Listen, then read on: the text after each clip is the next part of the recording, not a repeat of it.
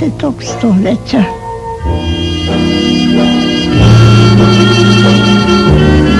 Autor Alice Jens.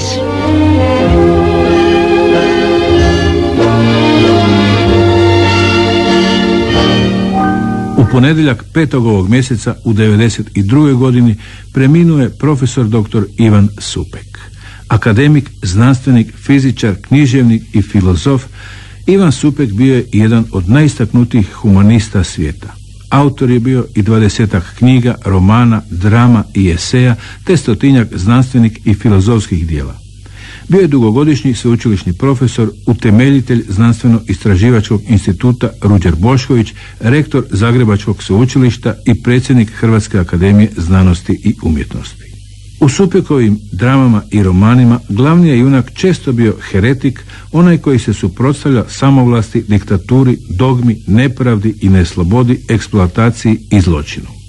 Vođen idejama humanizma, profesor dr. Ivan Supek često je u životu bio heretik i zato snosio posljedice. Humanist, heretik i Don Quixote. I Don Quixote. Kad čovjek postaje tako stari, ovako to je zaključka, jedan principa ne vredi ako iza njega nema ljudi. A ja sam često, ja bih rekao, kao Don Quixote stajao sam, onda iza njega nikoga nije.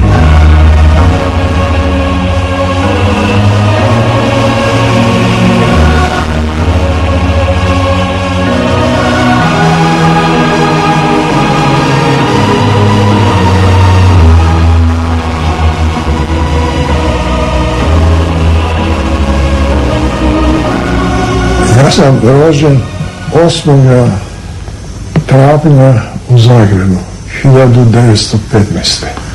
Ja sam dakle rođen u Austro-Ugarskoj. Moj pradjed je bio šustar u Zagrebu, Ivan Supek. On je došao, ali njegovi očevi, dakle moji pradjede, oni su živjeli u Bliznesu, ka Gračanama, dakle, tako da ja spadam u tu opštinu, se spadala familija i oni su imali tamo malu kuću i mali posjed.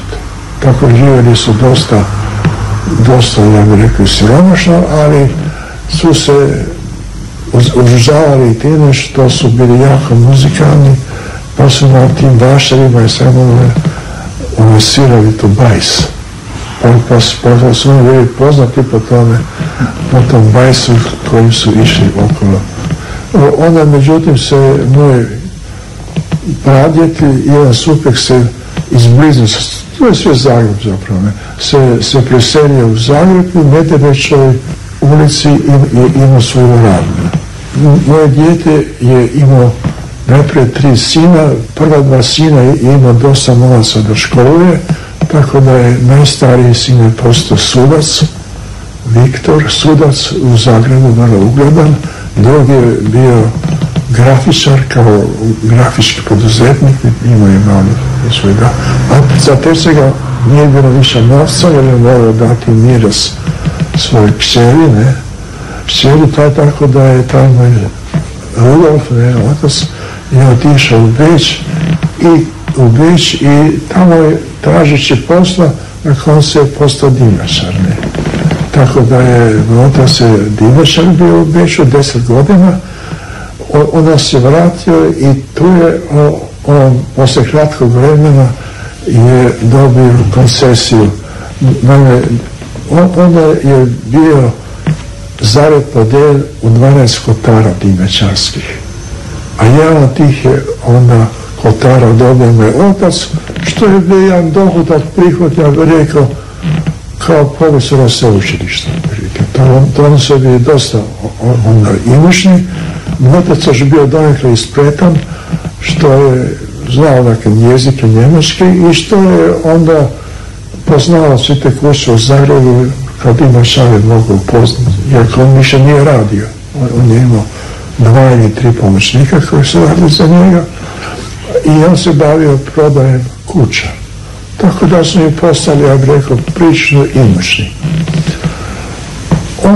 Onda je njegova prva žena umrla I onda je on išao u Đakovo i tamo se oženio s jednom 19 godina mlađom djevojkom, to je moja mati bila, koja je rođena u Đakovu, njezina mati je bila rođena Geiger, a djed je bio Šips.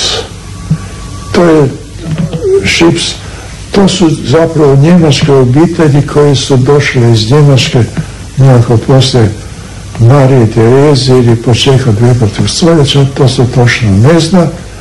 Oni su bili obrtnici. A navodno su se Supeki prezivali Župek. Nije. Mi smo se prije zvali Župeki. Međutim, kako svećenici nisu imali Ž. Latinski, upisali se latinski, to su mjesto Ž stavili S.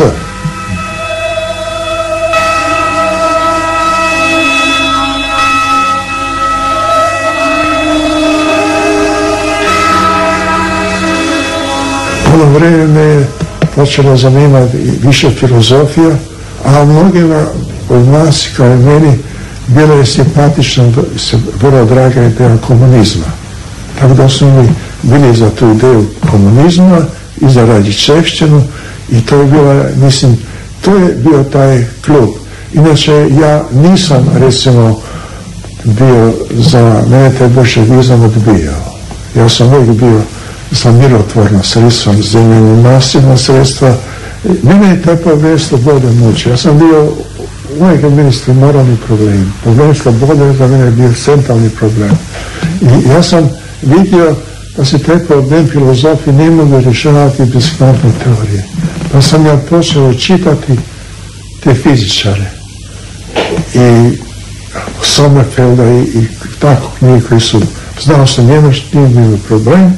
I ja sam konačno u 8. razredu začudio postao najbolji matematičar. Od ostatnih đaka ja sam postao najbolji student matematike i fizike.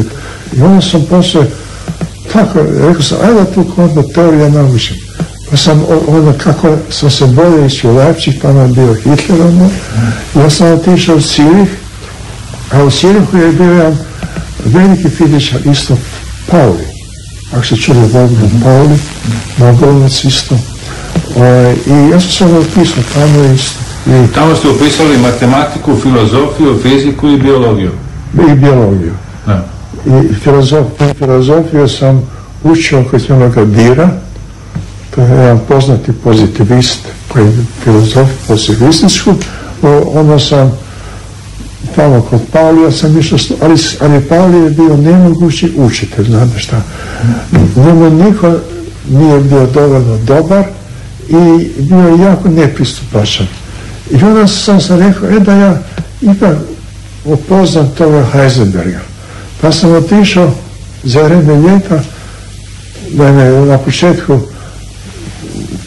35. godine, dakle to je Hitler bio već godinu dana na vlasti, već si godinu, dvije godine, došao sam tamo da vidim to Heisenberga.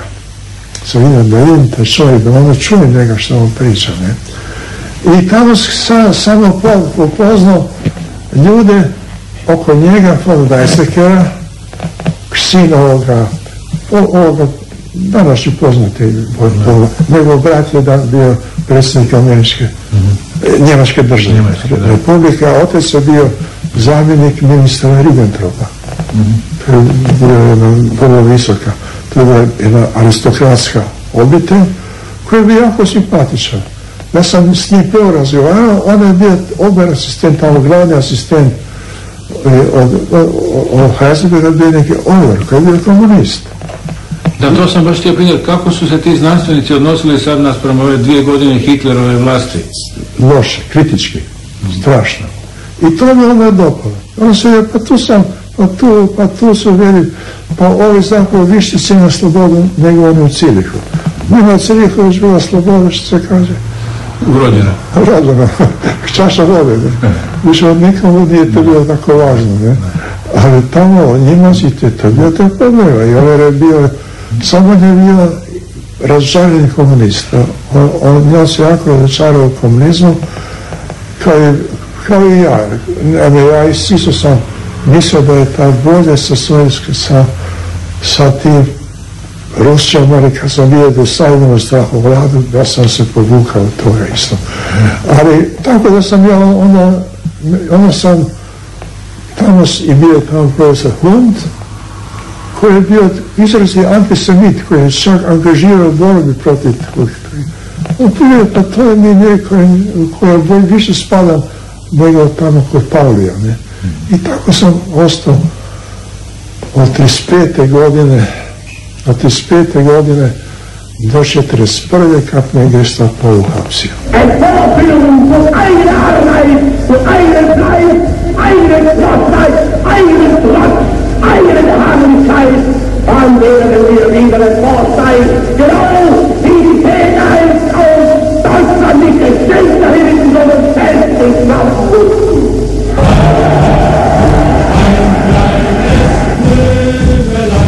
U zatvorima Gestapoa profesor Ivan Supek proveo je nekoliko mjeseci. Na intervenciju velikog njemačkog znanstvenika profesora Heisenberga pušten je iz samice i vraća se u Zagreb.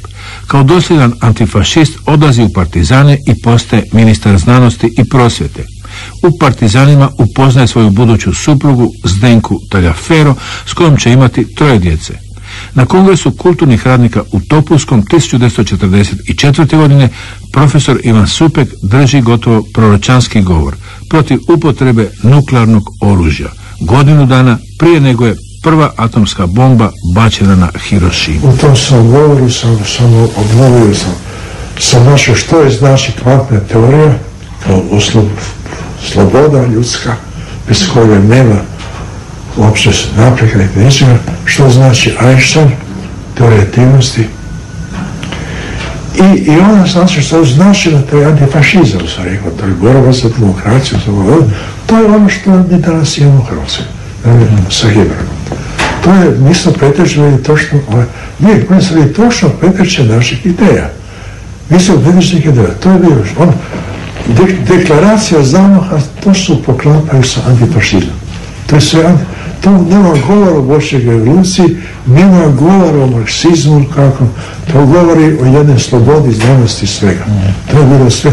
I ja sam tu ideju tamo zastupao, ali sam ujedno i rekao, znate šta, znanost ima 2 strane. Mi moramo poslije rata se baciti na znanost i moramo se, to su moji govori koji su poznati, objavljeni, sve se ono gledati na znanosti. Ali znanost ima se iz 2 strane. Da će uskoro napraviti atomske bombe. Možda ih već pravi. To ste vi onda znali već? Kao tko bi znao.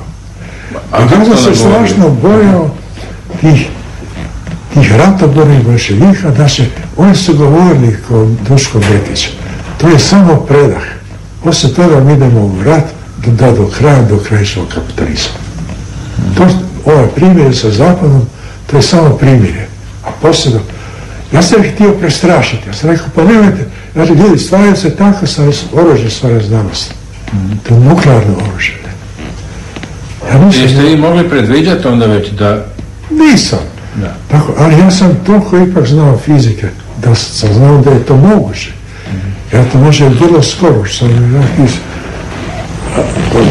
ali ja sam tu, da sam se odlučio, sam se trebati bolševike prestrašiti i ovdje i u Rusiji i svuda da nauka za tako oružje, da se mora ići na svjetsku organizaciju koja će za sve vrijeme osigurati svjetski mir. Moramo svi biti za opće i potpuno razrušanje poslije rata. Oružja više ne se biti. Ja sam to rekao, bilo je HSS-ovaca tamo kao srednaci ljudi koji su mi zapljeskali. Onda se digao Moša Majade, pa Blažević, pa Gešković, pa ne znam Grško. Da ja širim tako jednu ideologiju protiv napredne ideologije. Da je to krajnje buržoasko. I da, kako se ja usuđujem uopće govoriti da ima oružja koja može da zaustavi napredak naprednih sila. I sve oko mene tišina, znate. Ja sam ostao sam. Naravno sam sa ženom. već ona je bila meni vjerna. Čitav život.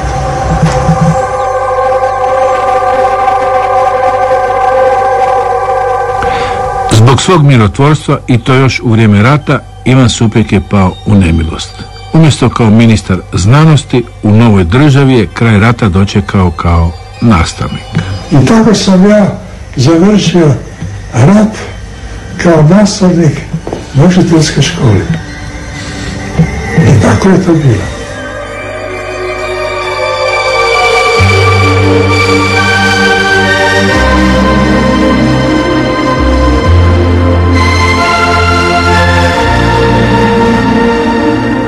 Početkom 50. godina neki su u Jugoslaviji maštali i o atomskoj bombi. Trebao im je Institut za modernu atomsku fiziku. I jednoga dana Milovan Đilas poziva profesora Supeka u Beograd. Prošlo nekoliko mjeseci, mene pozove na jedanput Đilas telefonski da dođem mislat na njega. Ja dođem do Đilasa, Đilas veli, ima Đilas Ivanovu na svojem stolu moju knjigu, onu prokletu knjigu.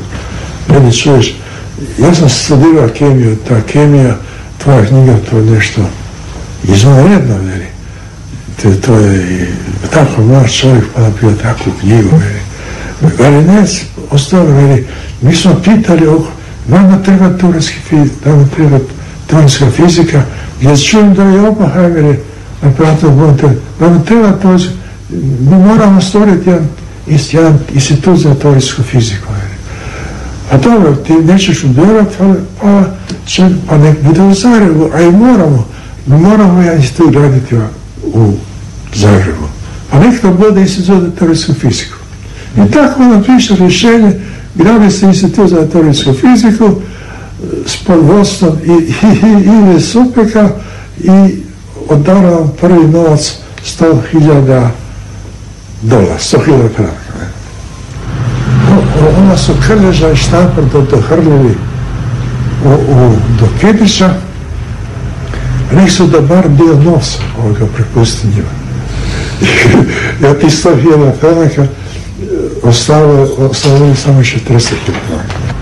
55. godine dolazite u sukob sa Rankovićem zbog nuklearne energetike.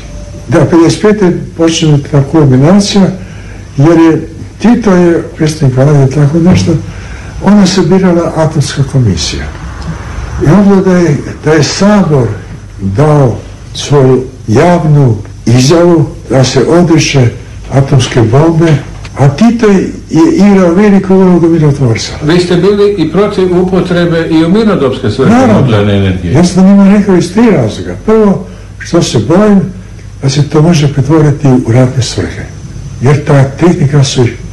Drugo, ako dođe katastrofe, to je onda jedna katastrofa globalnih razmjera.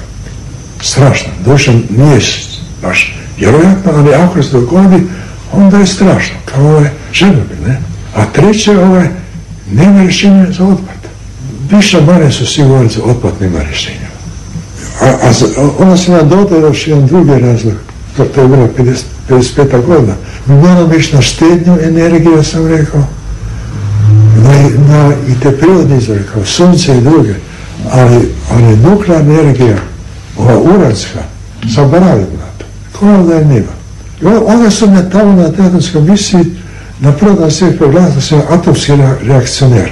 I to mi je ostala ta. Međutim, Ranković je bio toliko lukav i pametan da me se drži. A dobro, šta, mi smo htjeli napraviti atomsku bombu? Je, apsolutno. Vinče od početka projekta. A da li je bilo uvjeta za to? No nikakvih. To Njemačka nije mogla napraviti, jer i nije ga napravila. Njemačka, proces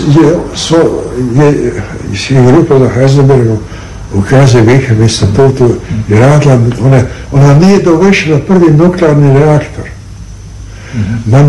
Pa nismo mogli reaktor napraviti, pa reaktor smo kupili. Od Rusa. A ono koje smo napravili, prčkali su ono napravila tamo nesrećno, znači što uzno nesrećno, Vinče. Pa Vinče su se, neki ljudi su umrli, a neki su ostali oprženi i tu je obustavljeno. Pa oni su bili nemamo mi ni tehničari, ni ljude, ni tekoga zapravo. Naše rukovodstvo sa Đilosom i Titom, to su hohštapleri. Su hohštapleri. I megalomani.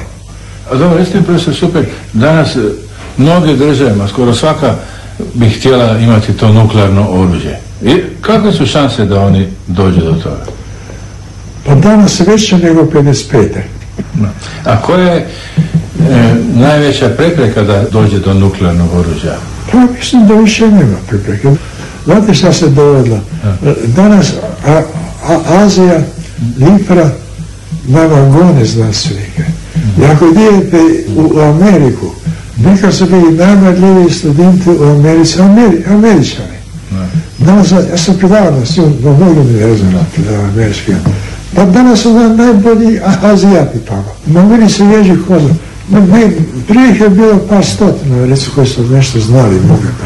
Danas ih ima na hiljade, tisuće, 10.000. Svi su lagali. Čujete? Znači veće su šanse da će puno više država stvoriti nego da neće. Kako da ne? Puno više šanse. Gotovo istodobno kada su jedni znanstvenici stvarali atomsku bombu, to najstrašnije oružje u povijesti čovječanstva koje može izbrisati ljude sa planete Zemlje, ako ne i cijelu planetu iz svemira, javili su se i drugi znanstvenici, filozofi, humanisti koji su ustali protiv nuklearnog oružja. U svijetu su stvorene razne mirotvorne organizacije i antinuklearni pokreti. Jedna od prvih bila je Pagvaška konferencija, čiji je aktivni član gotovo od osnivanja postao i profesor Ivan Supek. Najprije su Einstein, prije nego što je umro, su Einstein i Russell su izdali jedan memorandum, manifest, koji je bio osnova za onda su pozvali na Pagvaš, su pozvali, jer glavna taj Pagvaš treba da služi samo kao kopča između onih koji imaju atomsku bombu i između Rusa i Amerikanaca, a Britanci bi to bili kao posrednici. I da li je ta Pagvaš konferencija odigrala veliku ulogu? Je, kako da ne? Pa Pagvaška konferencija, ona je sporazum o opće zabrani nuklearnih pokusa koji je Moskva potpisan je 63. Ako se sjećate, 63. godine. To je bilo ono najzlatna era, ne? Čitav taj posao je obavio Pagvaš. Međutim, prije toga, 62. godine, mi smo sastali se u Cambridgeu, nas neko 40, a glavni je bio Noe Becker i naravno i bili su tu najugledniji ruski učenjaci i ja sam pomogao Noe Beckeru mnogo i mi smo napisali rezoluciju kako se može svijet razoružati u 4 godine da to bude na opći dobrobit i na opće zadovoljstvo i na opći napredak. To ste ponosni na taj dio svog života kad ste bili tako aktivan sudionik Pagvaške konferencije? Nisam razočaran sam. Ništa se od toga nije obistidilo. Dobro, to se moglo predvidjeti i očekivati. Nije ništa. Mi smo bili optimisti. Mi smo govorili da će razmijeniti.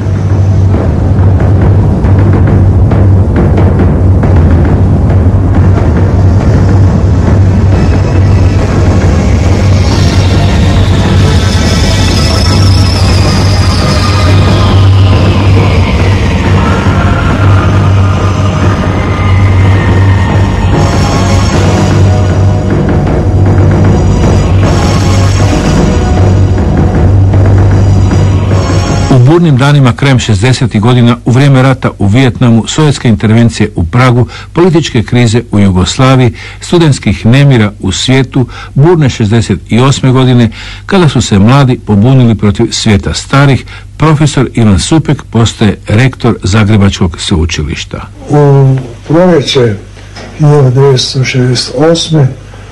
bili su studentski štrajkovi i nemiri u čitavom svijetu počeli su u Americi protiv Vijetnamskog rata, ali to su nam proširili uopće protiv potrošačkog društva, koje doista je jedna velika, ja bih rekao, šteta u razvoju čovječanstva.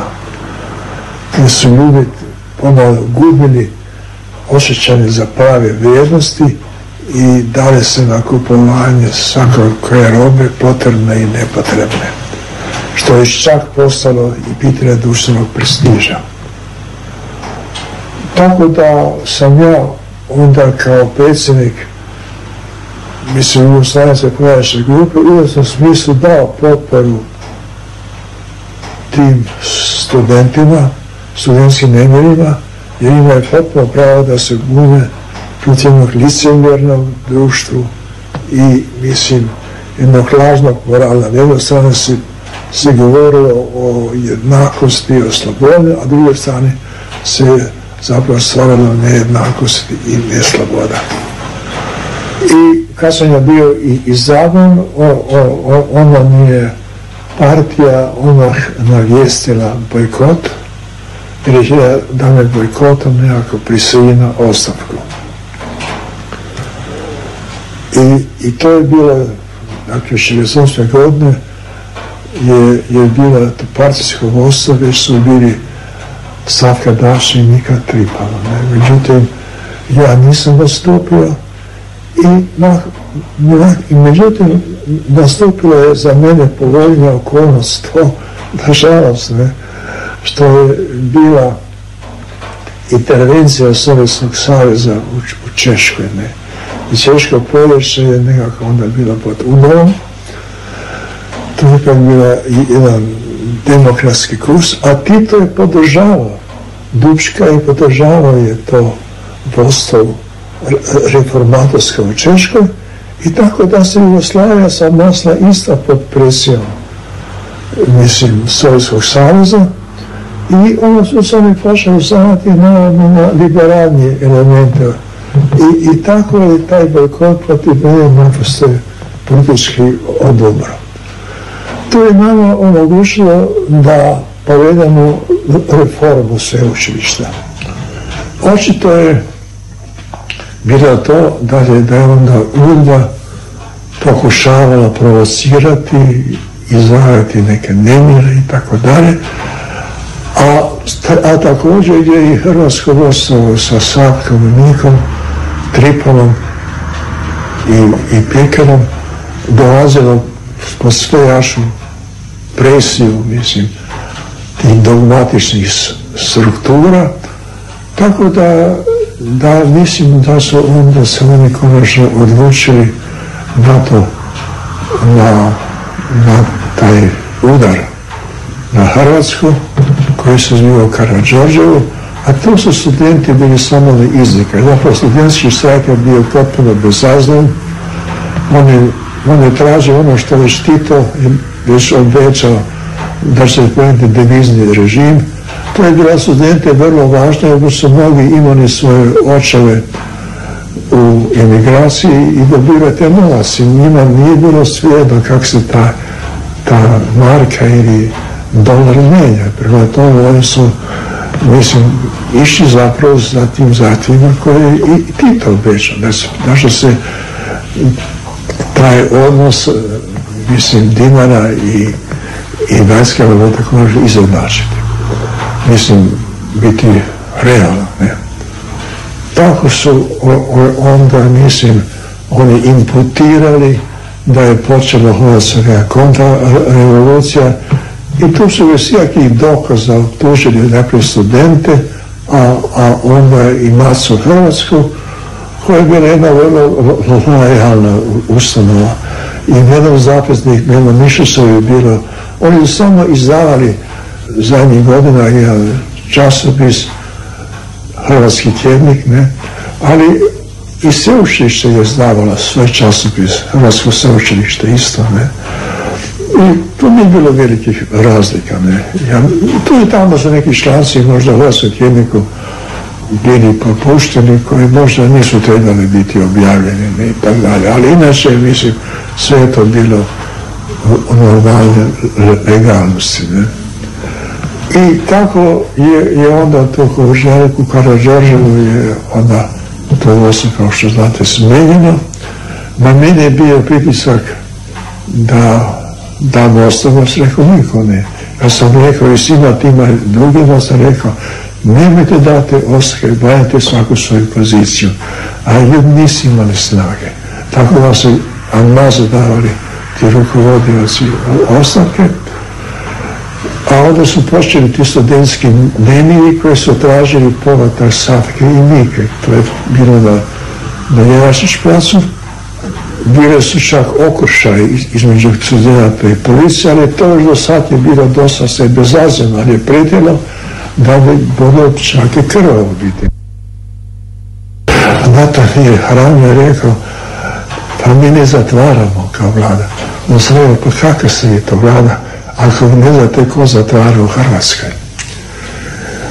I tako smo se razišli. Ja nisam dao, a već je stajala vane televizija koja je čekala na moju izjavu, ja tu izjavu naravno nisam dao.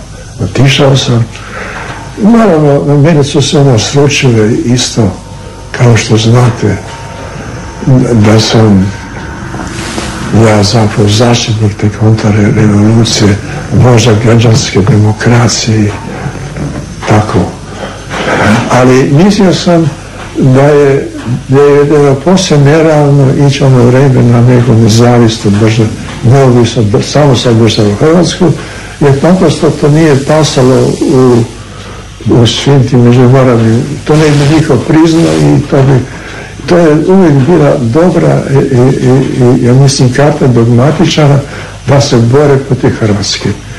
Jer mislim oni koji su ono vrijeme tražili Hrvatsku, oni su ovako slabili pozicije reforme i uopće preobrazbe Hrvatske, a Jugoslavije u demokratsku zemlju. Tako da mislim da je to ustaštvo koje je postojalo vani i bilo glasno radikalno, kao što je Bakarić bio, trećina od njih su bili agenti UDBE i bili su. Mislim, kad se Tito vratio iz Amerike, jer on je onda 68. godine se osjećao ugrožen, znate, Sovjetskog saveza i on je otišao u najgori čas je otišao u Ameriku, pred izvor američke, gdje Židovi imaju veliki utjecaj. I naravno da je Kissinger vrlo hladno primio, da mu ništa obećali. Čak su nam dali naslutiti, da bi postupili kao slučaj u Češke. Indiferentno, nema samo osudom. I mislim, kada je Tito došao u Hrvatsku, onda se sastao s generalom, on se dogovorio da se smanji, jer je Brežnjev prije toga bio, kao što znate, u Jugoslaviji, zaprijetio se, ako se ne odstrani ovo republikansko vodstvo Hrvatske, da će on intervenirati, ne? Tito se ga jako bojao. Otišao u Ameriku, nije dobio nikakvu pomoć, nikakvo obećanje i sad se general rekao, pa bolje da ja sve te maknem, nego da se tu ušuljaju Brežnjev sa svojom doktrinom, ne? Svojom doktrinom i tako dalje. Posljedica toga je bilo, kako kaže, da su sitne ribe završile u zatvoru, a velike ostale bez funkcija. Tako. Onda se vijećalo u Hrvatskom centralnom komitetu, to mi je sve bilo prenošeno preko jednog mog znanca, da ga me se uhapsi i da me se ne uhapsi. Onda se čak išao pita Tita. Onda Tita rekao, nemoj ga, pustite ga. To se Tita onda meni vraćao dug, ne? Ono što sam ja za njega učinio. A osim toga ste imali veliki ugled u svijetu. A osim toga se je Tito nisam nemoj pravi škandala međunarodno. Tako da sam, ali 10 godina je stajao pred mojom kućom auto. Gdje je predsjedski auto, tako da je zastrašivo je bilo da bi dolazili do mene.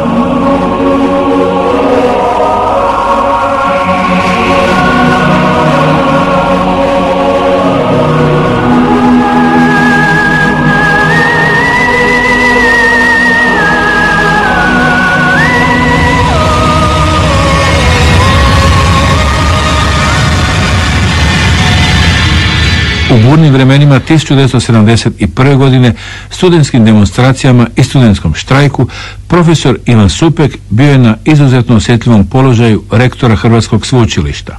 20 godina kasnije, ponovo u burnim danima raspada Jugoslavije i stvaranja novih država i osamostaljenja Hrvatske, profesor Ivan Supek ponovo se našao na vrućoj stolici kao predsjednik Hrvatske akademije znanosti i umjetnosti. Čak je bio i potencijalni kandidat za predsjednika Hrvatske, no ponovo će se naći u ulozi heretika i pasti u nemilost. Ja sam došao, to bio jedan od 5 tih sponzora te koalicije, ali niko od nas 5 se nije kandidirao, ne. To je bila velika podrška, ne. Kako već ideš, onda se riskiraj, ne. I to je bila velika poruka čitavom tom koalicijom. Ja vidim da je koalicija najviše su. Oni je izgubili zbog toga što je Manolić bio vrlo spretan i UDBA je to, znate što. U UDBA su bile već 2 struje. Jedna radila za Veliku Hrvatsku, jedna za Veliku Srbiju, i pretežno, jedna za Veliku Hrvatsku, ne. A Manolić je vrlo dobro obavljao taj posao za tu drugu struju, Veliku Hrvatsku, ne. I to ne sam bio baš. A Tuđman, naravno, onda je tu bila ta grupa Ustaško-Hercegovačka koja u Chicagu se bio čak vikala Hrvatske do Drine. Onda je Tuđman ovako pomirio, rekao, pa dovoljno nekako je bila neobavljena Hrvatska. Ne? Ja rekao, pa ne možete vi uopće ići na promjenu granice, ja sam tamo njima vikao, pa ne smijete ići, pa to je međunarodno, protiv svih međunarodnih ugovora. Oni baš nije ga zgrinjali ugovore. Ja sam naravno dao punu podršku protiv agresije, a sam odmah kad sam vidio da se sprema nekakav spor između Bošnjaka i Hrvata, ja sam odmah pozvao u akademiju predsjednika Bosanske akademije i mi smo izdali tamo zajedničku deklaraciju koju sam je objavio, koja je naravno da se zajednički istupa protiv agresije. I od onda je moje razla sa Lujanom počeo u Chicagu, ali to je onda bio definitivno zapečačak. Od onda, mislim, kao što znate, ja nastupam protiv te koncepcije. Ponajprije sam nastupao protiv tog privatizacije. To je bila neobična pljačka. Ja sam potpuno zastupao gledište i dalje koje smo imali u akademiji, da se naprosto naprosto radnici postaju suvlasnici tvornica. Da samo branje bude praktično provedeno. To je bila moja politička osnova.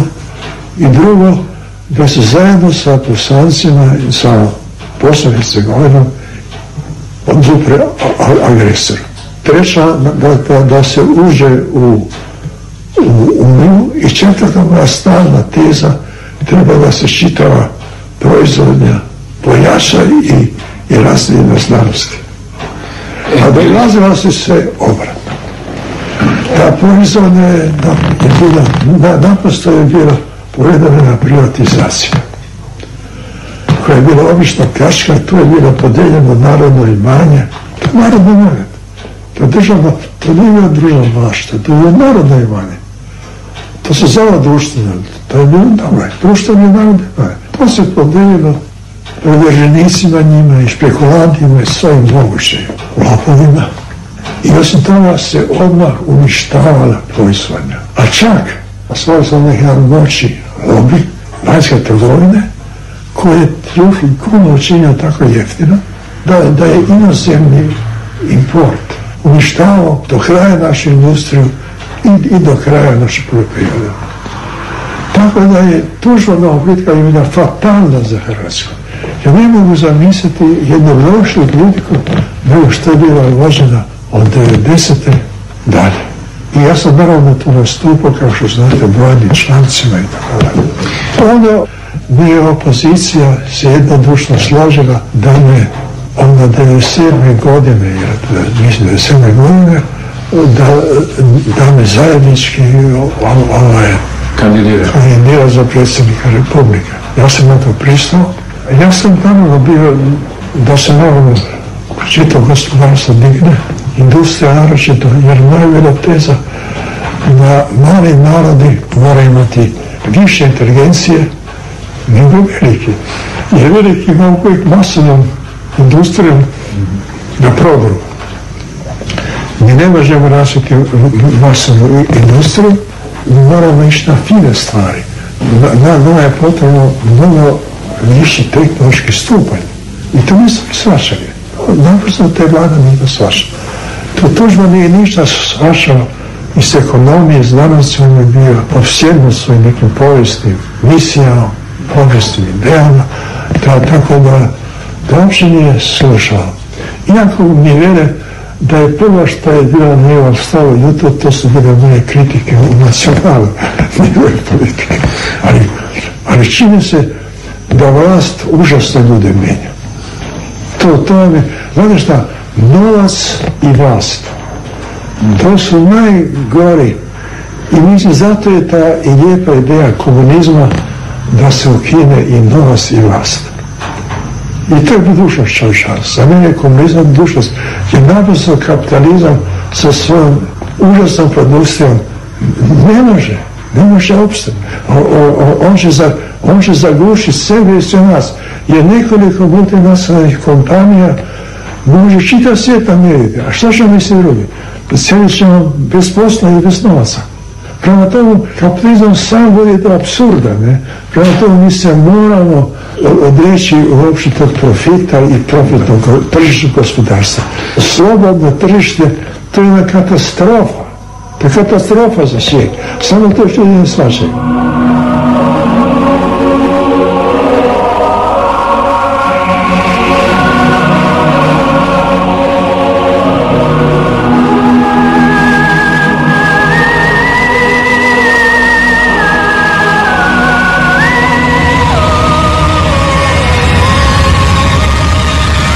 Profesor fizike, ugledni znanstvenik, predavač na univerzitetima u svijetu, dr. Ivan Supek, čovjek koji je poznavao mnoge svjetske znanstvenike i družio se s njima i pred kim je bila velika znanstvena karijera, u jednom trenutku svoga života odlučio je ostaviti prirodne nauke i posvetiti se umjetnosti.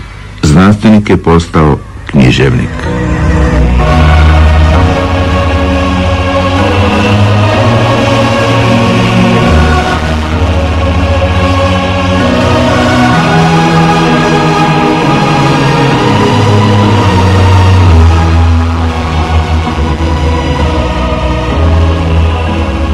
Ja nakon Hirošime nisam je htio da se bavim fizikom.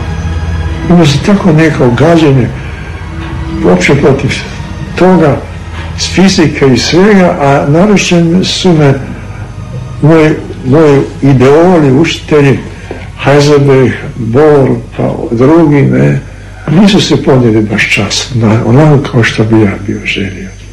Tako da sam rekao, idem dalje od svega. I ovdje ste napisali 17 romana, 11 drama.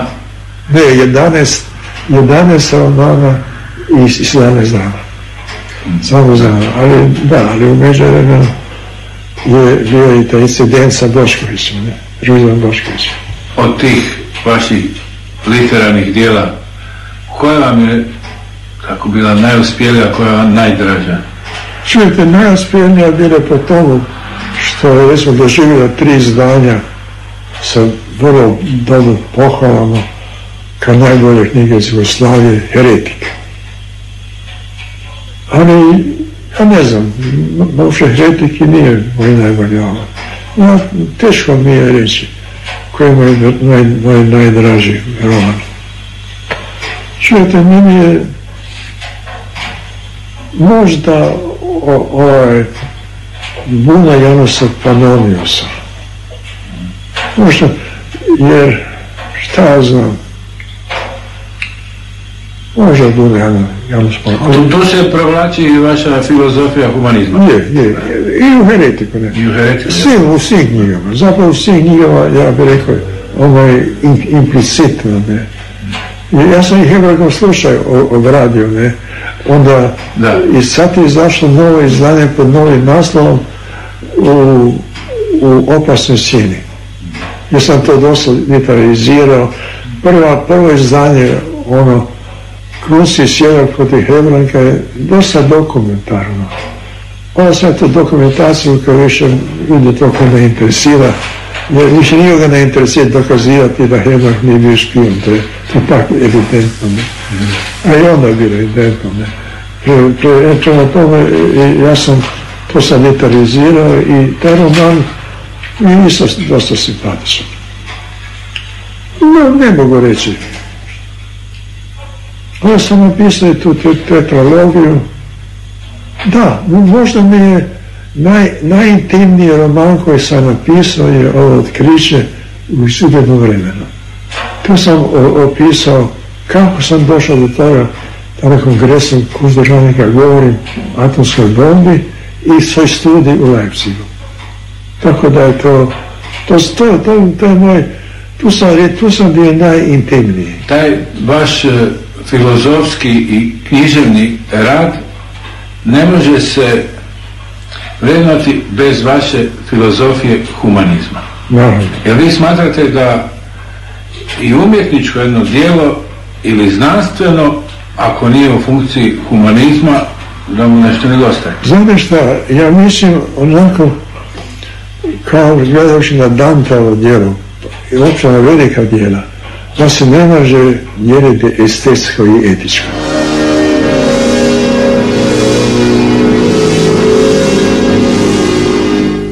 Onda pravo kažem, smatram da neke moje stvari bi mogle ostati za potomstvo, da možda imaju vrijednost, nisam siguran.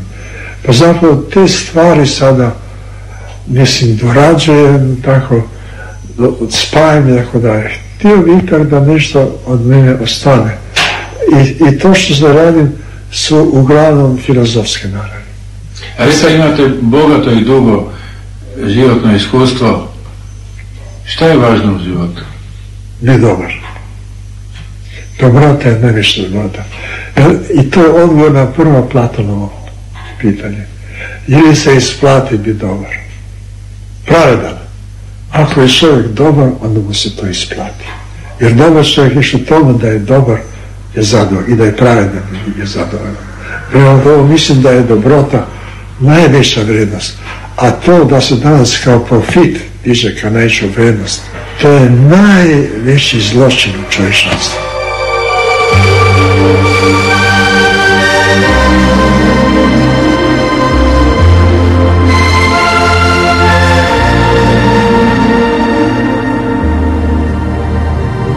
Ivan Supek, humanist i heretik.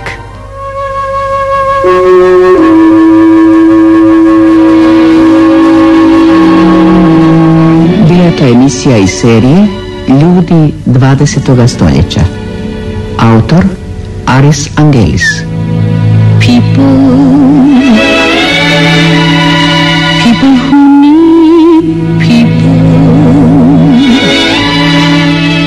are the luckiest people in the world.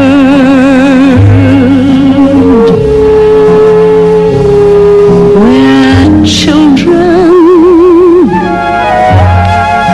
needing other children, and yet letting our grown-up pride hide all the need inside, acting more like children than children.